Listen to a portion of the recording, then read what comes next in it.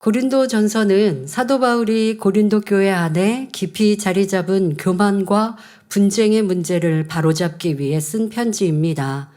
지난 시간에는 고린도전서 4장 6절부터 9절 말씀을 살펴보면서 고린도 교회 교인들이 나는 바울에게, 나는 아볼로에게 하는 분파적 태도를 사도 바울이 얼마나 단호히 경계했는지를 알 수 있었습니다. 오늘은 고린도전서 4장 10절부터 13절 말씀을 통해 그리스도 안에서 약한 자로 산다는 것이 무엇을 의미하는지 살펴보겠습니다. 고린도전서 4장 10절에 우리는 그리스도의 연고로 미련하되 너희는 그리스도 안에서 지혜롭고 우리는 약하되 너희는 강하고 너희는 존귀하되 우리는 비천하여 말합니다. 여기서 우리란 사도 바울이나 그의 동역자인 아볼로 또한 그들처럼 하나님께 인정받는 참된 주의 종들을 가리킵니다. 또한 하나님 뜻대로 사는 믿음을 가진 모든 사람을 포함하지요. 그러면 왜 바울은 이들이 그리스도의 연고로 미련하다고 한 것일까요? 이는 믿음이 없는 세상 사람들이나 믿는다면서도 말씀 가운데 살지 못하는 사람들의 눈에는 참된 신앙의 삶이 미련하게 보인다는 뜻입니다. 자, 예를 들어보죠. 누가 뺨을 때리면 보통 사람들은 화를 냅니다. 그러나 참된 믿음이 있는 사람은 하나님 말씀에 오른편 뺨을 치거든 왼편도 돌려대라 하셨으니 아무 잘못 없이 뺨을 맞았을지라도 참고 이해합니다. 이런 모습이 세상 사람들의 눈에는 참으로 미련하게 보이지요. 자, 사도 바울은 우리는 그리스도의 연고로 미련하되 너희는 그리스도 안에서 지혜롭고 라고 말하는 이유가 즉 우리는 그리스도를 위해 용서하는 사람, 낮아지는 사람, 욕을 먹어도 대항하지 않는 사람, 오른편 뺨을 맞아도 왼편도 돌려대는 이런 어리석은 사람이 되었는데 여러분은 그리스도 안에서 지혜로운 사람이 되었습니다. 라고 말하고 있는 것입니다. 이 말씀은 고린도 교회 교인들의 지혜로움을 칭찬하는 말일까요? 그렇지 않습니다. 이 말씀은 칭찬이 아니라 반어적 책망의 표현입니다. 즉 바울의 말은 너희는 스스로 지혜롭다 여기지만 그 지혜는 말씀에서 난 지혜가 아니라 세상의 지혜일 뿐이다 라는 경고의 메시지입니다. 사도 바울은 고린도 교회 교인들이 하나님을 믿는다면서도 말씀 안에 살지 않음을 깨우쳐주고 있습니다. 만일 그들이 하나님 말씀대로 오른편 뺨을 맞으면 왼뺨까지 대주는 사람들이었다면 세상 사람들 눈에 이들이 지혜롭게 보일 리가 없지요. 다음 구절을 보면 우리는 약하되 너희는 강하고 말씀합니다.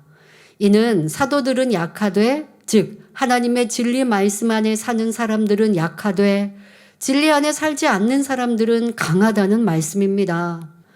그렇다면 참된 강함이란 무엇일까요? 그 답은 우리 예수님의 모습에서 찾을 수 있습니다. 고린도후서 13장 4절을 보면 그리스도께서 약하심으로 십자가에 못 박히셨으나 오직 하나님의 능력으로 살으셨으니 우리도 저의 안에서 약하나 너희를 향하여 하나님의 능력으로 저와 함께 살리라 말씀합니다. 예수님은 눈먼 사람을 보게 하시고 걷지 못하는 사람을 걷게 하시며 죽은 사람도 살리셨습니다. 뿐만 아니라 말씀 한마디로 바람과 파도도 잠잠케 하셨으니 참으로 강하신 분이지요. 그런데 그리스도께서 약하심으로 십자가에 못 박혔다는 말씀은 무슨 의미일까요? 이는 예수님께서 능력이 없어서가 아니라 우리를 향한 사랑 때문에 스스로 약해지셨다는 의미입니다. 만일 예수님께서 나는 하나님의 아들이야. 그러니 피조물인 너희가 나를 섬겨야지 하시며 강한 능력으로 나타내셨다면 어느 누구도 예수님을 십자가에 못 박을 수 없었을 것입니다. 겉으로는 약해 보이지만 하나님의 뜻에 순종하며 선으로 악을 이기는 그 길이 결국 하나님의 섭리를 이루는 길입니다. 그렇다면 예수님께서는 십자가를 지실 때만 이렇게 약한 모습이셨을까요?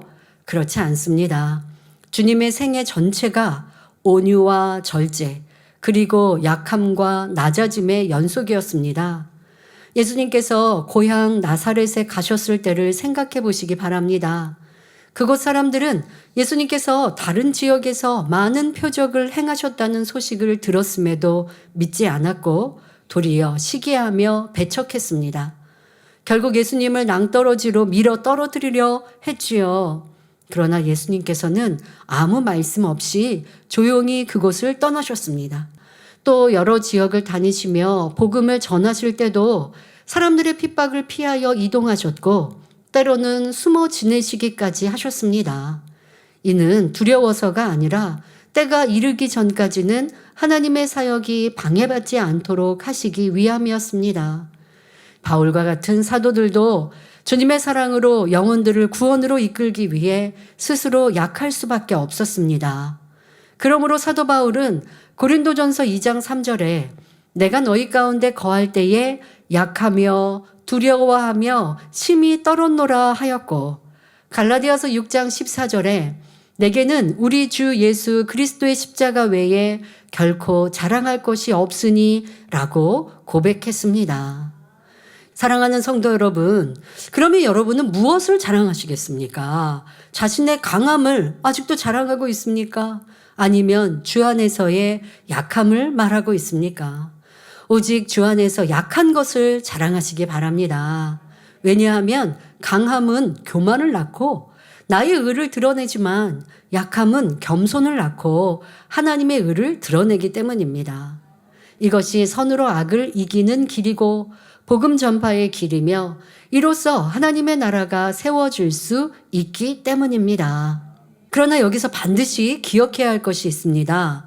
내가 뺨을 맞는다면 사랑으로 이해하며 다른 쪽 뺨도 대줄 수 있는 마음이어야 하지만 하나님의 영광을 가리는 일은 결코 용납해서는 안 된다는 사실입니다. 요한복음 2장 14절 15절을 보면 예수님께서 성전 안에서 소와 양과 비둘기 파는 사람들과 돈 바꾸는 사람들을 보시고 노끈으로 채찍을 만들어 양과 소를 다 내쫓고 돈 바꾸는 사람들의 돈을 쏟으며 상을 엎으셨습니다. 사랑 자체이시며 온유하신 예수님께서도 성전에서의 매매 행위는 하나님 영광을 가리는 일이므로 용납지 않으셨던 것입니다. 우리도 진리를 바로 알고 분별하여 하나님의 이름과 주님의 몸된 교회의 영광을 가리는 일에 대해서는 단호해야 합니다. 이것이 하나님에 대한 사랑이요 진정한 강함임을 알아야 하겠습니다. 계속하여 바울은 고린도 교회 교인들에게 너희는 존귀하되 우리는 비천하다라고 말합니다.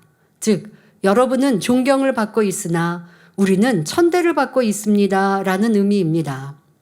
당시 사도들은 복음을 전하는 일로 인해 핍박받고 돌에 맞고 매를 맞으며 조롱과 모욕을 당하는 등 참으로 비천한 자리에 있었습니다. 그러나 세상이 비천하다고 여기는 그 자리가 하나님 보시기에는 존귀한 자리입니다. 사람의 인정이 아니라 하나님께 인정받는 것이 참된 존귀이기 때문입니다. 특히 사도 바울은 사람 보기에 너무도 비천한 자리에 있었습니다. 이는 고린도후서 11장 23절부터 27절에 나오는 사도 바울의 고백에서 잘 알 수 있지요. 내가 수고를 넘치도록 하고 옥에 갇히기도 더 많이 하고 매도 수없이 맞고 여러 번 죽을 뻔하였으니 유대인들에게 40에 하나 감한 매를 5번 맞았으며 3번 태장으로 맞고 1번 돌로 맞고 3번 파산하는데 일주야를 기품에서 지냈으며 여러 번 여행에 강의 위험과 강도의 위험과 동족의 위험과 이방인의 위험과 시내의 위험과 광야의 위험과 바다의 위험과 거짓 형제 중의 위험을 당하고 또 수고하며 애쓰고 여러 번 자지 못하고 줄이며 목마르고 여러 번 굶고 춥고 헐벗었노라. 이처럼 바울은 비천한 자리에서 굶주리고 목마르며 춥고 헐벗었을지라도 주님에 대한 사랑으로 다 참을 수 있었습니다. 그런데 고통스러운 것이 있었습니다. 그것은 바로 교회들을 향한 마음의 염려였지요. 그래서 고린도후서 11장 28절부터 30절에 이 외의 일은 고사하고 오히려 날마다 내 속에 눌리는 일이 있으니 곧 모든 교회를 위하여 염려하는 것이라. 누가 약하면 내가 약하지 아니하며 누가 실족하게 되면 내가 애타하지 않더냐. 내가 부득불 자랑할진대 나의 약한 것을 자랑하리라 고백한 것을 볼 수 있습니다. 이처럼 바울은 자기의 약한 것을 자랑했습니다.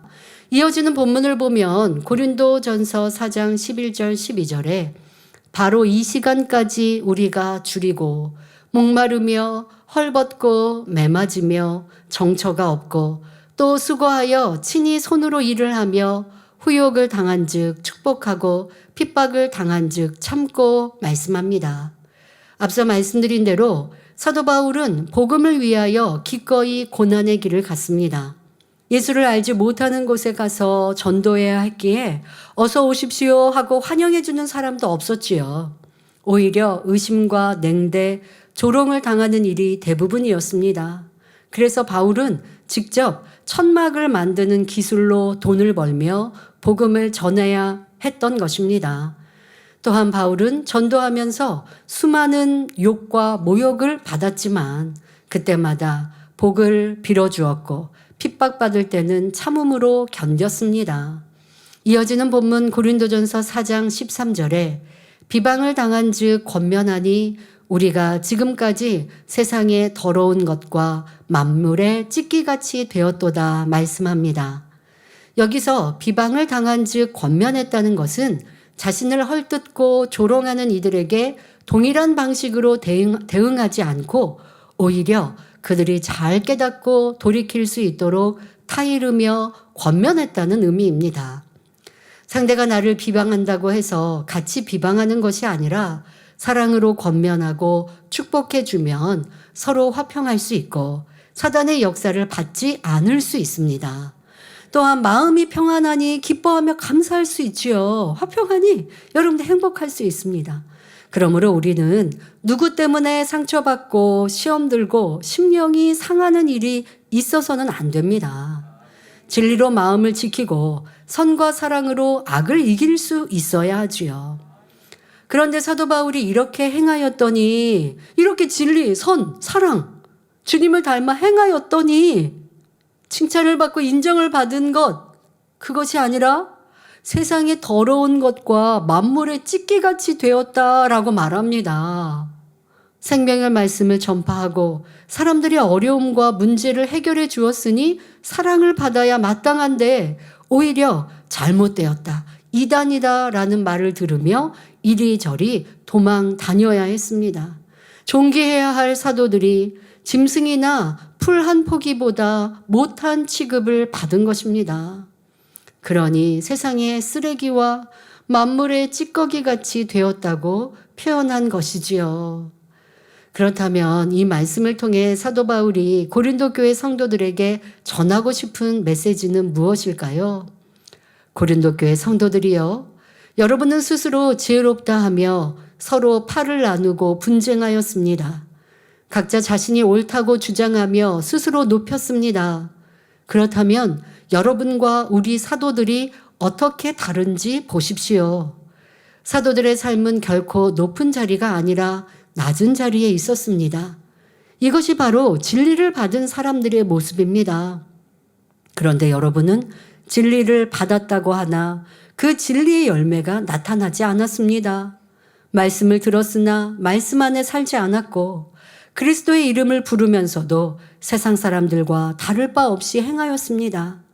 참된 그리스도의 인의 삶은 세상적인 강함과 자랑에 있지 않습니다.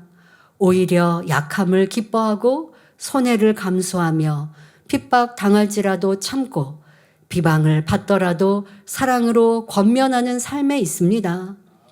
헐벗고 줄이고 매를 맞고 비천한 자리에 놓일지라도 주를 위해서라면 기뻐하고 감사하는 삶, 이것이 바로 그리스도인의 삶입니다. 바로 이러한 메시지를 전하고 있는 것입니다. 우리도 때로는 예수 그리스도의 이름 때문에 손해를 볼 수도 있고 오해를 받을 수도 있고 비난을 들을 수도 있습니다. 세상의 눈에 약해 보이는 그 자리가 하나님 앞에서는 참된 강함의 자리이며 가장 영광스럽고 복된 길입니다.